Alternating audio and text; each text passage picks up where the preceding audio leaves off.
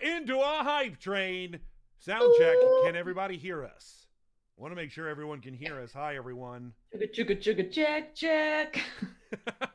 Did you just choo-choo the sound check? Yeah. Oh, okay. I trained the check. You trained the check? Yep. Because there was a hype train. Now I put it together. Yeah. It's early. I just woke up. Ron, your early is cute. Is very late. I think it's a lot of people's early. It's just I'm in a morning household, you know? Yeah, oh, for sure. It is very strange that I live in a household where our mornings are at noon, but our evenings end at like 3 or 4 in the morning. So, we just shifted a little bit. I blame working in third shift for so long. Hello, everyone. Welcome to the Dungeon Cooldown. We are your hosts, Ron, and of course, the lovely Katie here with me. Katie, how was your weekend? You know what? It was bumping. What did I do? Ron is really had a really relaxing day yesterday. Jake and I played a new board game. Ooh, what board game was it? Well, the board game is Paladins of the West Kingdom, which is a more complicated version of Architects. Okay, I'm into it already. Yeah. So Paladins of the West Kingdom is a really, really long game, but then we just got an expansion, which like adds a couple other like townsfolk and boards, and it was very long. It ended up taking us most of the day, but it was really fun. And we ate cinnamon rolls, and it was great. Like, no complaints. I love that we are friends. Let's just say that. I'm just put that out there. I love that we are friends. Welcome, everyone. This show would not be possible without our patrons. I always get this wrong. Patrons? Our patrons like you. So thank you for those of you who patronize us. Yeah, that's right. Patronize us? Yeah, something like that. And thank you for showing up. As you well know, lots of great stuff on our Patreon, including this show. And without those of you who contribute, we would not have this show or the main show at all. So thank you very much. Now we have a bunch of questions that are on our Patreon, and we will take some from the live audience as well as we work through these. And then we will take a little bit of time at the end and show you a brand new video. We are dropping our channel trailer at the end of this episode early for all of you watching at home today. Bird gets the trailer. Indeed, early bird gets the trailer. That's true. Fourth and Back. It's called. Fourth and Back. Paladins of the West Kingdom is the name of the game. Paladins of the West Kingdom. Also, I saw Witchspace gifted some subs, and I'm seeing a lot of people resubbing. Sorry, I missed the people who were here first, but y'all are awesome. What a Monday. Thank you, everyone. It is every time we're on stream, it's a humbling experience because of all of you. Thank you. It is not unnoticed, and it is very much appreciated. All right. Well, we've got a bunch of questions. Katie, do you want to start? Yeah. Okay. Let's actually start. Let's start with some game last week questions, and then we'll get that. Great. So, Light Bright was the first question in, and wants to know, did you have any alternate ideas on how to solve that puzzle? Ron had a lot of different ideas on how we might solve that puzzle, and I kind of noticed it. That's why I made Eagle Uggo touch the first one. So it was just sort of a, hey, now we're in the puzzle, let's do the puzzle. There were a couple of alternative ideas I had, one of which I thought, which we kind of ruled out almost immediately, which would be we have to turn each one on, but when it rotates the room, they switch. So then the rock might be closer to you, and then you have to like in order turn them on, in a certain order turn them on, rather than turn them all on at the same time. Yeah.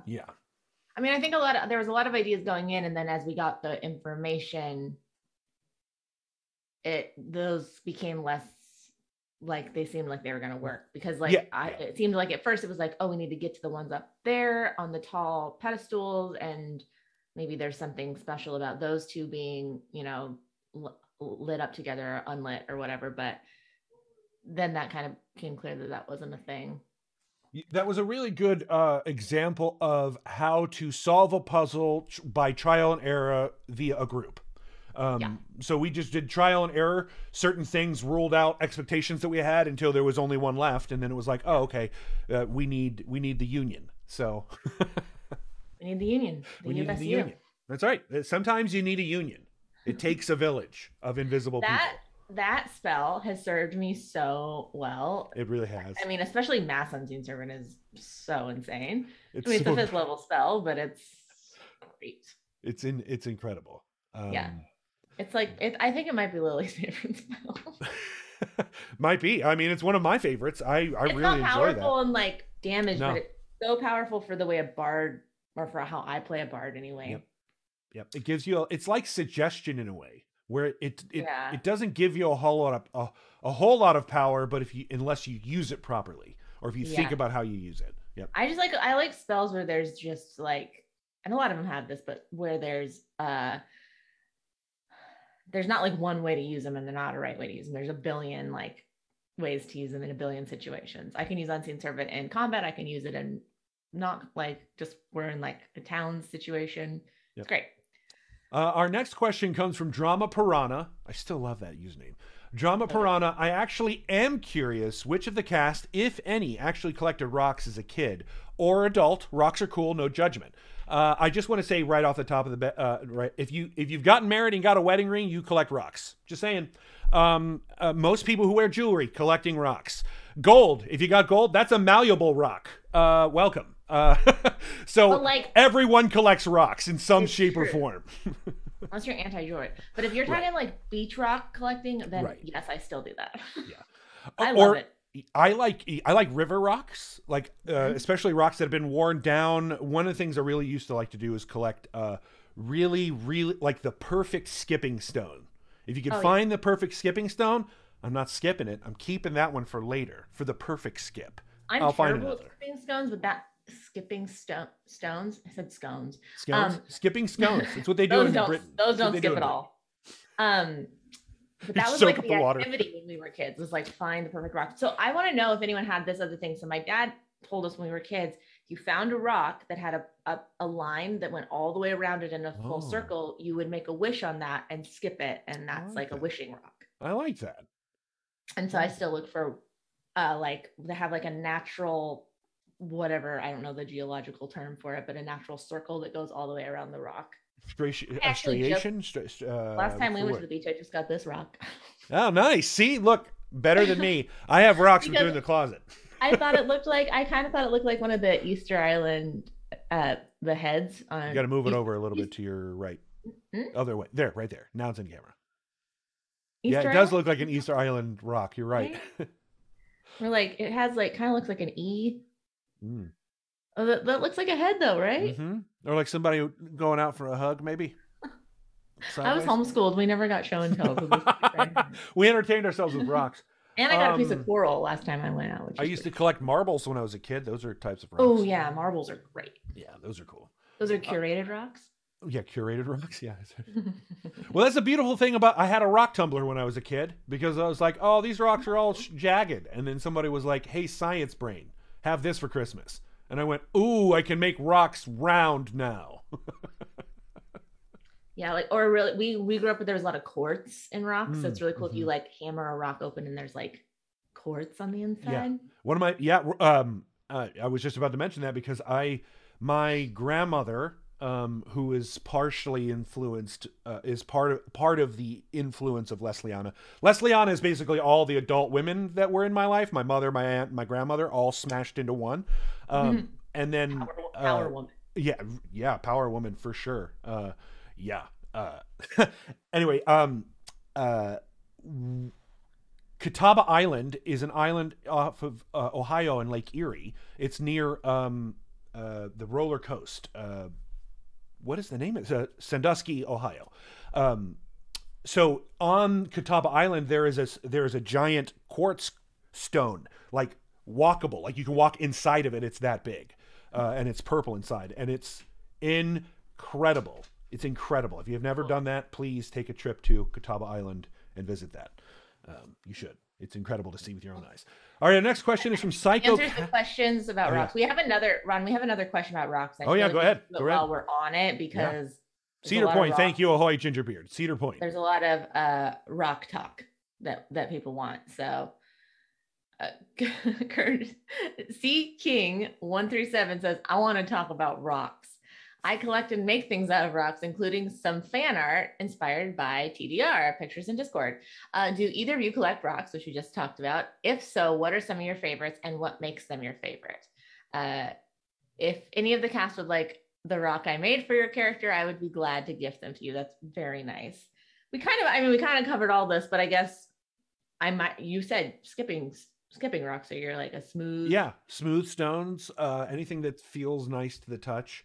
I do like I like opaque rocks, like rocks that you can't see through, and I especially ones that look like marble. I like the marbleized texture of rock. Yeah, I'm a big sucker for, just because of this childhood lore that I have that my dad might have just made up, but there's a circle around the rock. You can make a wish on it. And then one other rock question that actually leads into our show, and I don't know the answer, honestly, from Chafrikas, more rocks. What kind of rock/stones is Lily Necklace of the Faithful Heart made of? Do you think it's something inherent in those stones' properties that give the boost of healing, or the love that Civ put into it? Well, for the Faithful Heart necklace, I don't know if Jeff said what it was made of. Let me actually have it. So let me pull up the stats for it. But I don't believe I know what type of stones are in that necklace. But I imagine they're imbued with magic. Imbibed with magic. Imbibed with magic. Right? I mean, mixer of that, the stones, probably some sort of gemstone, and the gold or whatever precious metal, they would all be able to hold magic most likely. Well, it does say you expend its energy. Yeah, so it's a magical rock of some sort, but I am not, to not answer your question, I'm not sure exactly what type of stone or rock it is, but that's a great question. We have to clarify with Jeff. Yeah. I'm sure somebody said the big drop today is Ron's beard. Yep, Ron's beard's gone. Ron is an actor and does sometimes have to change the way he looks. And that's just what happened this week. I had an audition, was first one in quite a few months, so I was happy about it. I was more than happy to get rid of the beard a little bit. It is already well on its way back. Okay. So, Psycho the Cash Beast. Yes. One of the elements I really enjoy from the show is when you are just having fun as a group.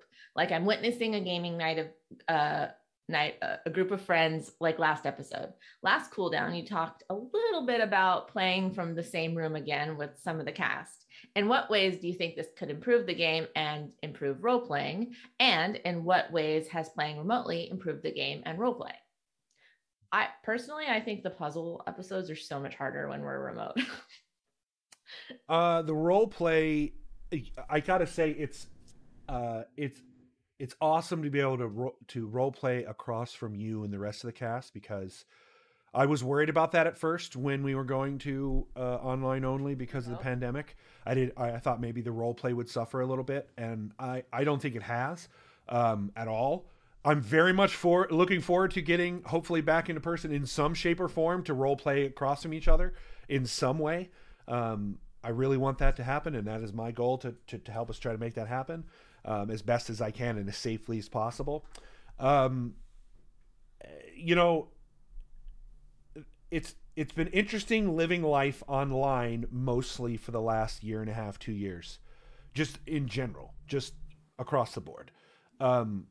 Most of my work is now done from home. I leave the house very little. So lots of things have changed, but having this constant game and group of friends to play with is exactly that. It always feels like to me like we're having fun and we're having a game night, and this is all we need. This is what we needed for the week. So yeah, that's for me. That's it. That's what this has been, and I think that's maybe what you're seeing is a reflection of that energy coming out over the camera. For me, it's been this show has been a lifesaver. Yeah. Yep. I think so. I mean, I will admit that I think playing online is harder in a lot of ways. Yes. I think I don't know if that necessarily makes the show suffer, but I find it harder. I find it harder to engage in some of like the details of the story just because I have like weird attention span with Zoom. So it's easier for me to like miss things, I guess, in a weird way. Yep. Online. And then I think with the role play aspect of it, I think it's there's lots of pros and there's lots of cons. The pros are we're able to have these intimate moments and really like see the other person's reaction, and like you connect when you're this close up to someone. Because of the way we were around the table, like I'm able to have a scene with Jared that's much more intimate than the way our seats were, we're 6 feet apart in the studio. That said, the thing that's more challenging is it's harder to make the little side remarks to people because no one knows who you're looking at.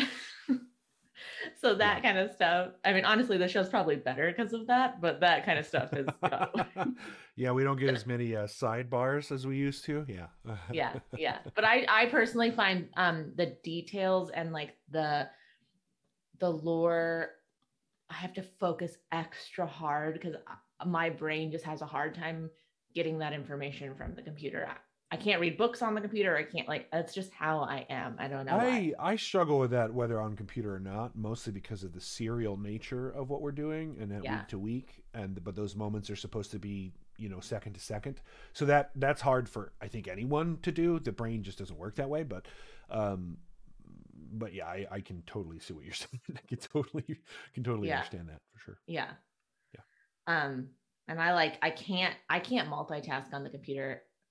Not that we ever would I guess we couldn't in the studio. I can't watch chat. I can't do any of that. Like I have to be in the game or else I miss stuff. So, okay. Great question though. Mm-hmm. We would love to be back in person. It's possible, but we really hope to do it. Yeah. It's just logistically and financially very difficult. Different. It's a different thing. So, okay. Dr. Sparks. What are Uggo and Lily expecting to find on the other side of the door that just opened? I mean... Danger and answers? Huh? Yeah, in that order. For me. That's what I feel. Uggo probably feels very similar. Yeah, I don't know. I think Lily is like feeling... not confused, but like, okay, we were sent here and like our allies are here. Like our allies have been here, right? Conroy was here, it seems as though, and like presumably the Quake Warden is nearby, who is, for all our knowledge, on our side. But it feels like this is still like a test that is maybe being controlled. Maybe Ashen Mage. Doesn't feel super Ashen Magey to me personally, but maybe. Could be. I mean, it really could be Lord A. Right? Could be his test. It really could be Lord A. Mm-hmm. It doesn't feel Ertenferdy because there's not enough metal. Mm-hmm. Not enough mechanical stuff. Not enough mechanical stuff. Too much religion and magic, not enough mechanical. Yeah. Mm-hmm. Yeah, I feel like danger, yes, but more danger as a test is what Lily's expecting versus danger as like enemy danger. Mm-hmm. Yeah, right. That's kind of how Lily's feeling right now, but I don't know. I mean, that's pretty accurate. Uggo's probably more concerned about the immediate physical danger of things, but definitely, obviously, there's some sort of test stuff going on as well. So there's clearly some. And we don't know if anyone has been commandeered, by our enemies. So is this a test that was left by Lord A, but now Lord A is in the hands of the Ashen Mage or whatever, Yep. I don't know. But yeah, I would agree. Danger and hopefully answers. Hopefully answers, yes, is absolutely it. Yeah. Let's see. This next one's for you. Oh wait, no. Never mind. This next one is I can't even read questions on the computer. You got me excited. There is one for you. This one's actually for me. David Gen Pro. I'm also excited. Or for you. You might have songs. Favorite dungeon run songs so far. So that can be for you, Ron. Any written but not performed yet you would like to hint at or share. P.S. How about a D&D tips show like the last Cooldown on the off weeks if you do, since you'll now be doing 3 dungeon runs per month. Cheers. That's a good idea. Not a bad idea. In fact, Jared and I are still talking about exactly maybe how to launch that and how to do that. Yeah. But that's definitely something we've talked about, is doing once a month on either off on Wednesday at the same time on an off week, or once a week or once a month on a different day of the week. There's a lot of stuff coming in the pipeline, so there's just a lot to plan and to make it work out. So as we do, you will be the first to know, I promise. Outside of us, you'll be the first to know. And we'll make sure to keep that communicated to you in the months going forward.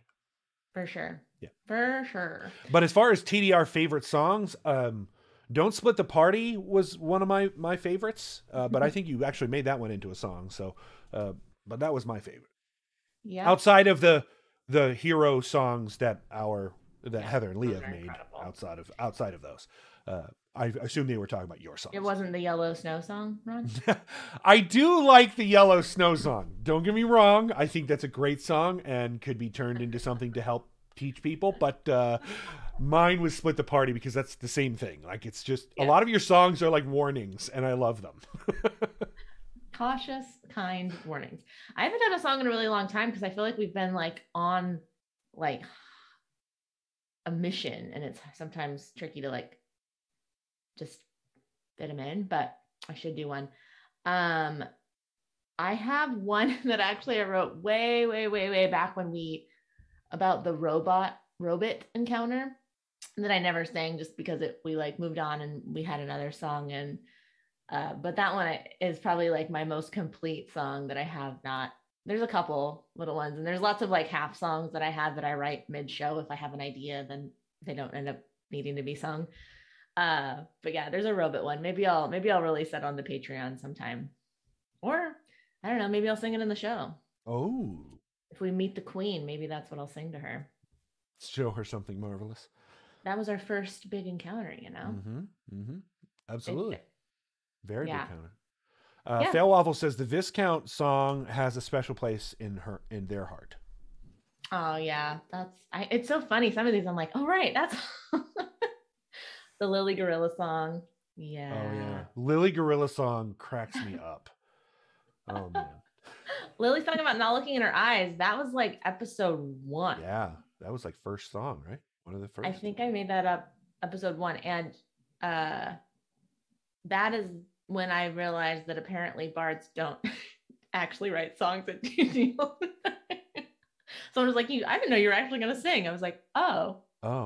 I just assumed that was part of being a bard. Yeah. No. No.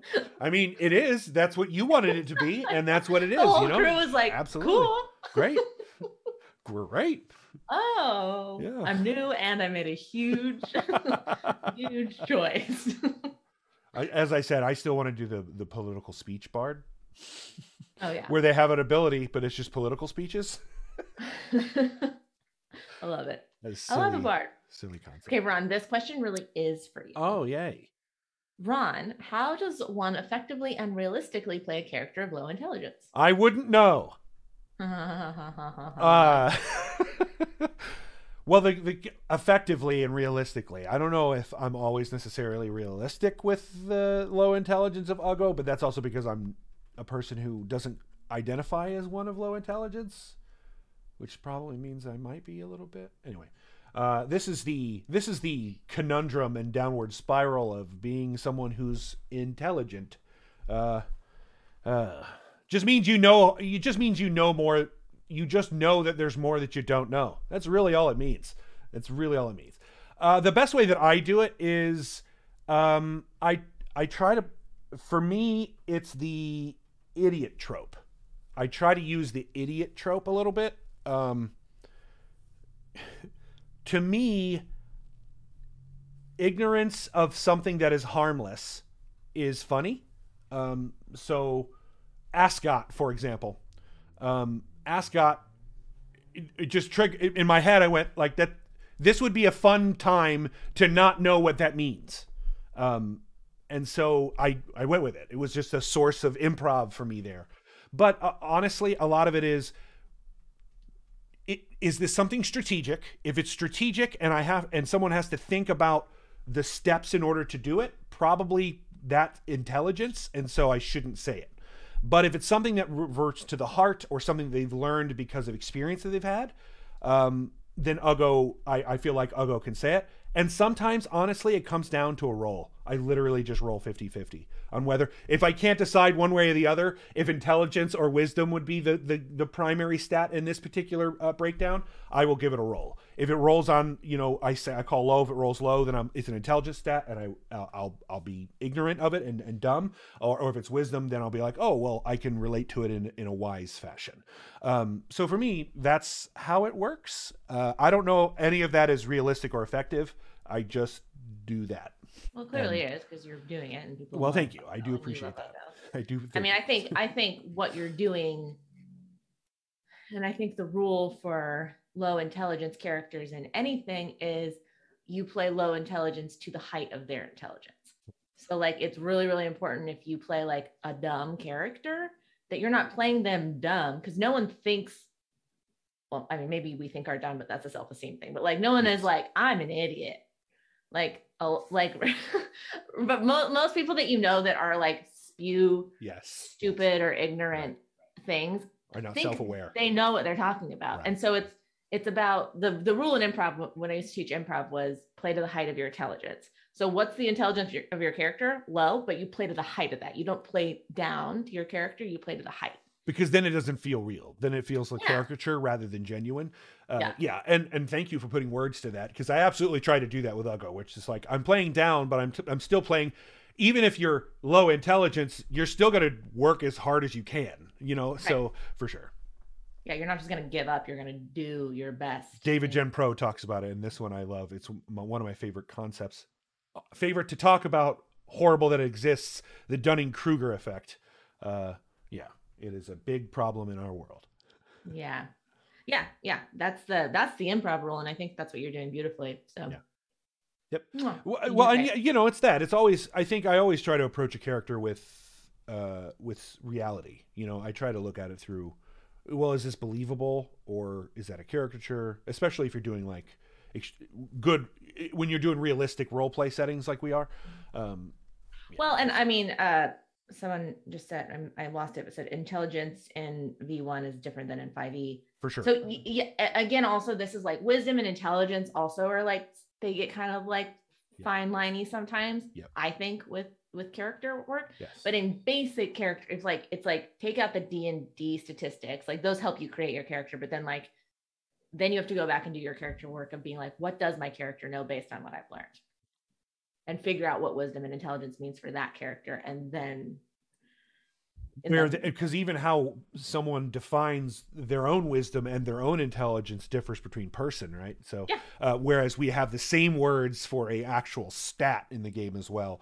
And that's, I think, where maybe there's a little bit of confusion in those two. It's like when I play low intelligence, I'm not talking about I just happen to relate an 8 intelligence to the low intelligence ability of Uggo. Right. I chose to. Intelligence is also a broad term, because is it intelligent with history and books and knowledge, and that, or are you street smart? Like those are both intelligence, but they're different. Yeah, and in 5e they define street smarts as wisdom rather than intelligence. But again, it just comes to the human language, like especially English. We have so many different words to mean different things. Yep. Like love could mean very many different things. One word. Yeah. We've run into that a lot in this show. Yes, we have. Okay. Jessica asks, hi guys, I hope you're having a wonderful start of your week. I wanted to ask, what has been your favorite puzzle? Example, the egg in Winkberg, the lock in Erdy's tower, forges, the rocks, etc. As some examples, since I know it's hard to think on the spot. Thank you. And in general, how do you feel about puzzles in D&D games? Like them, they're hard, could live without them, etc. The failest of waffles. Aw. I always want waffles after I say that. Waffles. I mean, I think puzzles are hard. I will say this is one of the areas where being on a show, like often I just feel like our game feels like a D&D game, and it's like I play just how I would play in my house. But this is sometimes where I feel like, Also, we're on a show and we can't just sit here and scratch our chin for 4 hours or else they're gonna hate us. So I feel that sometimes like is an added pressure to puzzles for us. Maybe that's just me. I also really liked the puzzle where we were like going to Whitebeard's. Do you remember that one, Ron? We were going to Whitebeard's Juddy, right. And there was like the underwater puzzle, and now I can't remember the underwater one. I remember that one being really cool too. I'm trying to remember. It was like plates underwater that like let us get into the Juddy. I'll look it up. What's been your favorite one so far? My favorite puzzle was probably the egg in Winkberg. I really enjoyed that. I thought that was a great use of a realistic child's toy as a puzzle. I thought that's a really cool way to like incorporate new puzzles. I personally love puzzles. One of my favorite video game types are puzzle video games. Riddles are things I'm really into, and I think tying that to D&D kind of lies in early Lord of the Rings. And that kind of also ties back to the egg in Winkberg, because one of my favorite early childhood riddles was an egg. The answer was an egg, and it came from Lord of the Rings. So that all kind of tied up personally for me really well. I love puzzles. I don't employ them as often as I think I should in my own games. But that's also because I don't know that my friends necessarily like puzzles like I do. But sometimes, like I've included like jigsaw puzzles in games as a thing to do, like simplified jigsaw puzzles with customized. They find a cut up poster, or painting, and they have to put it back together. And then on the back, it's like, oh, here's the writing. And only when you put in the last slot did the magic writing appear and you could read it. That kind of stuff. I think I'm a shy puzzler. I think that's what it is. I think I like puzzles, but I don't like that people are watching me figure it out. Yeah. Because I have what I call for me personally, which is the trivia effect. Like I know a lot of things, but if I go to a trivia night, I suddenly know nothing. They'll be like, first question, what's your name? And I'm like, I know this. Like there's something about the way that pressure for me, it's very weird. I'm trying to like eating, right? It's like somebody who's watching you eat. Yeah, I'm fine with that. Weirdly, all those mukbang things always gave me anxiety. It's like I would not want someone there to just like I'm not even talking to you. I'm literally just having a meal, and you're watching me eat weird stuff. That would be weird for me. Oh, I could do that. That's it's so funny how people's brains are different. Like to me, I'm like, fine, I'll eat in front of the Fail Waffle said, so no escape rooms for you, Katie? Because Heather and I love escape rooms. I love escape rooms, but again, I'm with friends, and it's not like, to me, like, again, that's a group setting. I feel like I contribute in that. Even though trivia is with friends, I just feel like, I think I overthink things in trivia. And I think when I feel on pressure to like solve a puzzle really quick, my brain kind of panics. I don't know. Not always, but I find them hard. I find them hard on a show, personally. Yes. It's not entertaining to watch someone solve a puzzle. Yeah. I mean, I think like people who are good at puzzles, it's great. I like watching you solve a puzzle. My husband, Jake is great at that. And his brain like loves it. Like he goes into like, I'm like that. It just zeroes in, and I'm like, is this entertaining? And I like think about everything other than the puzzle, and I can't. The first time we ever played Plank with Jake is when I really understood, okay, this individual likes puzzles like I do, because their brain breaks them down in similar ways that I was like, yeah, okay, we're breaking it down. I think he's better at it than me. But yeah, it was definitely like, okay. Jake's very good at games. Yes, he is. He has a lot of practice, but he's very good at games. I've gotten a lot better at games now. I didn't grow up in like a board game family. No. But now I feel like I like understand the mechanics of board games, so it's easier for me to learn new ones and have fun. So yeah. I'm trying to see if anyone else has any puzzle opinions in the I mean, that's kind of what I do now, right? It's kind of what I have been. My resume is that I'm a problem solver, and that's just puzzle solving, right? Problem solving is just using the same techniques as solving puzzles. Yeah, it's so funny because I feel like I'm actually really good at problem solving in group situations, but then puzzles, I'm like... Yeah, you're just good at problem solving, and when we do it in a gaming way, we call it a puzzle. But I'm also think part of this, which is like, the human brain, you tricky bugger, is I've told myself I'm bad at solving puzzles in front of people, and I've told myself I'm bad at trivia, and therefore my brain is like, you're not good at this, and I sabotage myself. Self-fulfilling prophecies. Yeah. Yeah. So there's a lot of, for me, I found like there's actually a lot of power in that. So be nice to yourself. Yeah. And also you can change. You can get good at stuff that you weren't maybe as good at. That's right. That I have experienced in my own life for sure. I only became good at things because I spent time sitting down and trying to learn them. And that was, I didn't know how to do it prior. So there you go. Spiderburn has a question. One of my players recently acquired a magical item named Portaboulder and have created many a shenanigan with it. Is there an instance where you can think this magical device may have been helpful to the HOB? I assume that Portaboulder is you can just essentially summon a giant boulder at a distance every once in a while. Portaboulder. So in terms of this question, that's what I will assume that this means. Unless Spiderburn wants to. Portable boulder. Yeah, I assume it's kind of like it just appears. It comes out, it's a rock. You throw the rock and then boink, big old boulder. That's how I think about it. That's what comes to my head. I don't know. I think that would have come in handy all the time. Yeah, absolutely. If it all of a sudden it becomes a boulder. So useful in combat, and like someone running away and just blocking the entrance all of a sudden. Again, it would depend on how exactly this Portaboulder functions. But then again, I think any way it functions, we would find a use for it. And I mean, going faster down inside the deep reef might have been helpful with a Portaboulder, right? We might have traveled faster. For sure. Anything else what we could do with it?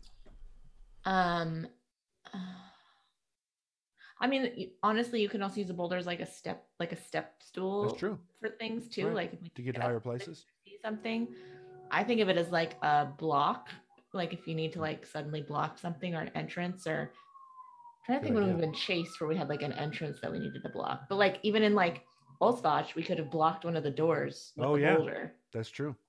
And that's becomes like just instantly, okay, we have one entrance we have to guard versus multiple areas, you know? You can use it as a large immovable rod, basically. And an immovable rod is a very useful magic item. So, Portaboulder could be something like that. I was seeing if Spiderburn was in here, maybe they could clarify, but I feel like we're sponsored by Portaboulder now. Portaboulder. This episode of the Dungeon Cooldown brought to you by Patreons and Portaboulder. Get a rock, get a boulder. It starts as a rock, becomes a boulder. Portaboulder. Really, really catchy tagline. Yeah, there you go. That's it. Get a rock, get a boulder. And it's a rock that becomes a boulder. Portaboulder. Portaboulder. I mean, you know what it does now. It's very clear. No, we can't cut anything from that. We need it all. Yeah, we need it all.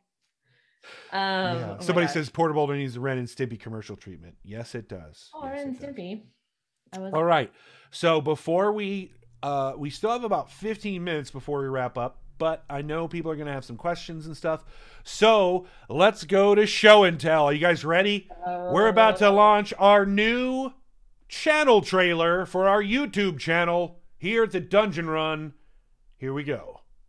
Dun, dun, dun, dun. It started as a simple dungeon run, but it has become a quest of gods and dragons.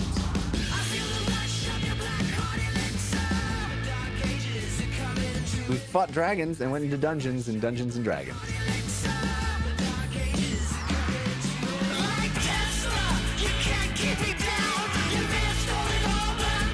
Anybody considered that we might die? Every day since I've met you. And there it was. That was our channel trailer. Yeah. I gotta say, Morgan and Jessica knocked it out of the park with this trailer. Well done, guys. So good. It's so good. I love the music. I love the breakdown. I love all of it from end to end. Wonderful job. Channel trailer. So really breaks down what we're all about, what you get with us. As you can see, we use some quotes from our audience. And then, of course, they were so kind to include, have you guys ever considered that we might die? Every day since I met you. Oh, yeah, that makes sense. It is a iconic moment, I think, that we might die. Yeah, every day since I met you. Honesty. Welcome, Outrider, first-time chat viewer. Welcome. Hey, Thank you for your Purple Heart. Just Jules, a bunch of balloons in chat right now. Some cheers from Just Jules. Thank you, guys. Thank you so much. Well, we've still got about 10 to 13 minutes, so we will take questions from the audience. We consolidated that rock talk. We did. We really did consolidate our rock talk. Which was the burning questions this week, I will say. You J-rocked that. You J-rocked it. You J-rocked it. J-rocked it. Right. Fail Waffle says, yeah, go ahead. Worried about your character dying, Fail Waffle. Every day. Yeah, literally every day. I have a last episode when I Nat 1'd it because of Grim Fated. Yeah. I fully expected Jeff to kill Uggo at that moment. I fully expected it. I was ready for it. I was like, Uggo might die here. I'm okay with that. Let's see what happens. He was very kind to just take half my hit points rather than kill me completely. So thank you for that gift, Jeff. I mean, I feel like, the Chrono Dragon fight was, Lily is she's got like decent hit points now, but I'm also like, if I get scooped up or captured, I'm in a bad way because I don't have a lot of melee strength. So that's where I get into like the Chrono Dragon, because there's a lot of resistance to, we're getting into a lot of resistance to magic stuff, and that's scary for Lily. So I've become a little more nervous.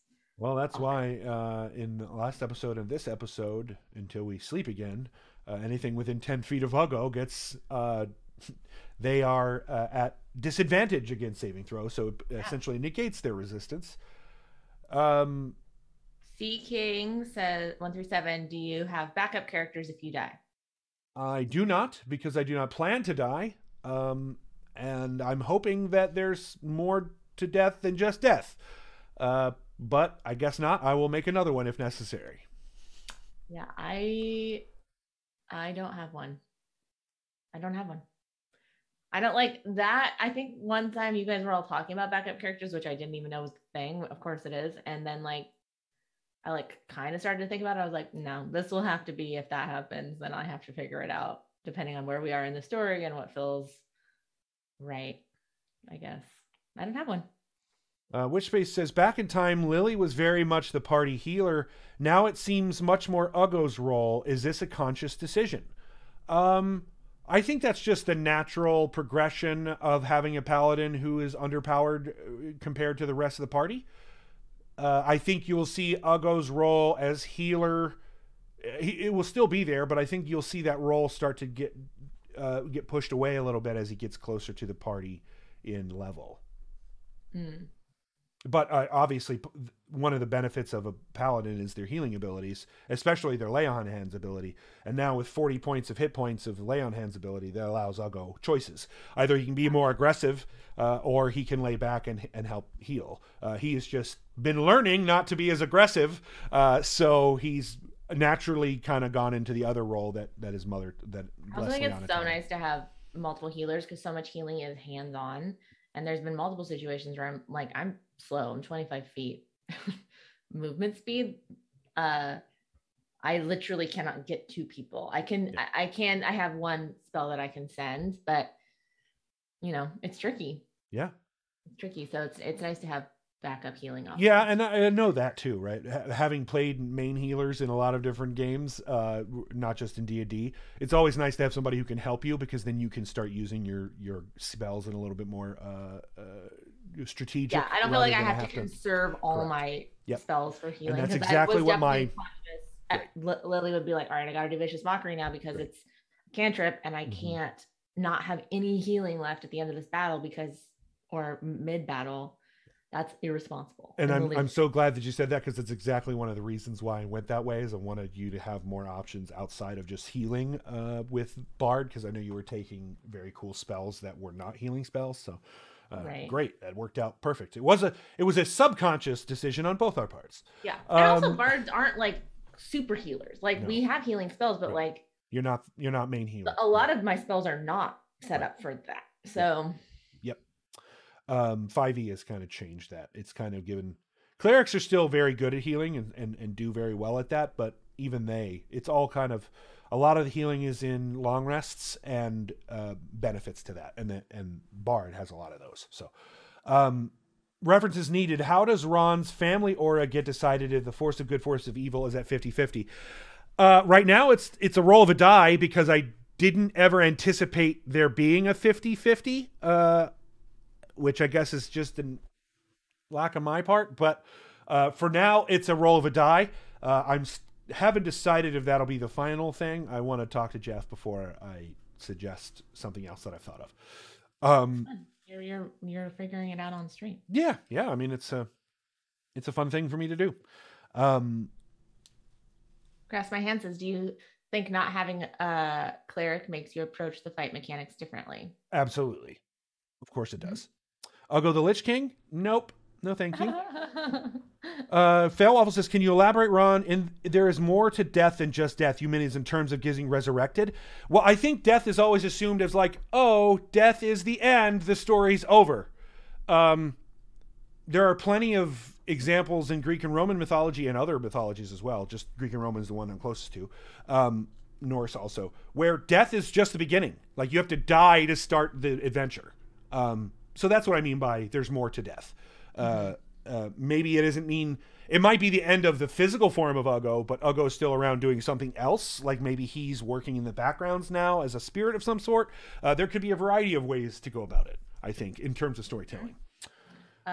Vision XT5588. I know Uggo's reason for rage at demon, but why do you think James doesn't defend himself as a demon who isn't truly evil? Uggo's reason for rage at the demon. Actually, I think people have misinterpreted Uggo's rage for the demon. Uggo's rage wasn't I mean, he's upset that he brought a demon. That wasn't why he was very angry at James. He brought a demon and then sicked it on the dragons. And right before that, we had a conversation about not killing dragons. And the demon is going to kill those dragons. That was the upset. Demon specific, it was more communication of the party. Right. Big, bold move that isn't, it's kind of everything we go against. And that is this conversation that we've had about like, hey, maybe don't summon a demon. But even Uggo says that later is like, look, part of his oath is you have to embrace the dark knowledge to know it. To be able to shine the light on the dark, you got to be close to it. You can't look at it from away and use a flashlight from a distance. Uggo's opinion is you have to be up front in face of it to see it and forcibly reject it. That's his oath. So summoning a demon is problematic because it hurts people around you and you need to think about that. But if James had a good reason for doing it, Uggo might have been a little less upset about that specifically, but his reason was we needed to stop the dragons. And like, well, the demons are going to kill dragons. Like we just talked about not doing that. So that part we never really got into. And so it was just assumed that, oh, the big paladin is upset about demons. Well, yes, but not real. That's not the source. That's our dungeon run weekly therapy session where we talk about communication. Sir Bubblesworth, if embodying playing as an NPC was an option in Just Story, which NPC would you realistically take over if your current character died? That's a good question. What about you, Katie? I might, well, maybe one of my sisters, honestly. Yeah. Could be like a cool, fun thing. Like I live on through them. That's my first instinct. Mine would probably be either Gurk. I would love to take on Gurk or one of the salamanders, salvage manders. I'd probably take on one of the salvage manders. That would be cool. Live on the salvage mander life. I would do that too. I that's kind of just now in my head. It would like if Uggo ever died and we need another character, it would probably one salvage mander that left the island to look for the party. Because he was so inspired by them to become an adventurer that he did. That's right. So Lily did. Yep. That gamer share, a question for Lily. So did Lily go out with Reed? Inquiring mind needs to know, please. No, we never went out officially. It was like one of those missed connection kind of situations. Well, that's not really a misconnection, but you know, there's chemistry, but nothing ever happened. Ariok of Chaos says, Lily used to spend a lot of more time in this Uggo saddle. Is she not now because he lost so many levels and is less hardy? No, I don't. I feel like we haven't been traveling the same way because part of that was for travel. And it's really helpful in combat situations where Lily's going to get like left behind or where melee is happening and she feels like she can't be useful other than healing him. But again, everyone's a lot more hardy now in general, so the healing isn't Lily's main priority all the time.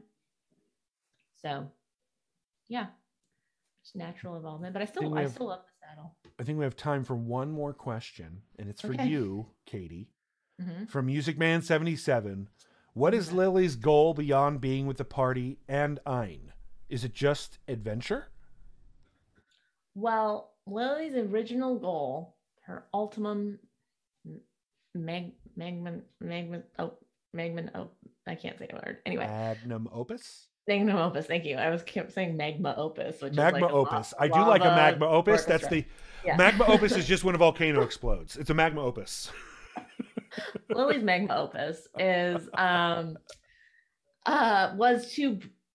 she was crushed when she heard that like, oh, Bingle's this magical place and it's happy and people have fun that doesn't have to do with work, and then she heard that that's not a lot of places.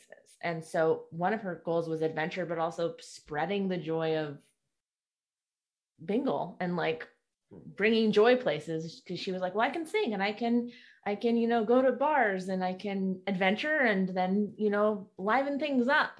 She knows how to work behind a bar and throw a party. And that was her ultimate goal. I think now that she's seen the world for such a dark place that it can be, that has only like heightened that for her. And maybe it's changed a little bit. It's a little less naive as I'm going to go sing songs places, but ultimately she's a storyteller and she wants to spread stories and try and bring the world together, I think, in a way of like, hey, we can like be friends and have joy, and we're not all going to get along, because she's seen that now, but we can still, like, for the most part, most people are still good. I think Lily has learned that some people just want to watch the world burn. Mm-hmm. Yeah. And I think can't play nice with those people. It's impossible to. Yeah. Before that, she was like, no, we can change them. Yeah. And now she's like, that's not a good use of anyone's time. Yep. To fight against that. Yeah. The only person that can change them is themselves. And the strongest thing we can do to change them is make the world in general a happier place and spread compassion and empathy. And I think the best way to do that, I personally, Katie, think that one of the best ways to do that is through like storytelling and art, because you see other people's situations, right? Like we grow up one way in one microcosm of people, yep. But seeing a story of like, oh wow, someone else lives like that, or oh wow, someone else lives like that, it helps create empathy. Yep. So one of the reasons why I love art and improv. Yep. Mm-hmm. It's absolutely the best. Well done and well said, Mrs. Katie Michaels, because you are married. Yeah. Well said, well done. And I think that's it for this week's The Dungeon Cooldown. Thank you, everyone, for joining us. Mm-hmm. We will be back on Wednesday at 6 p.m. at our normal time here on The Dungeon Run. And once again, thank you all to our Patreon supporters, those of you who asked questions in the chat and on our Patreon posts. Thank you again. We would be nowhere without you. We appreciate you. And as always, here on The Dungeon Run, humankind, be both. And we'll see you next time. Happy Monday. Have a great week.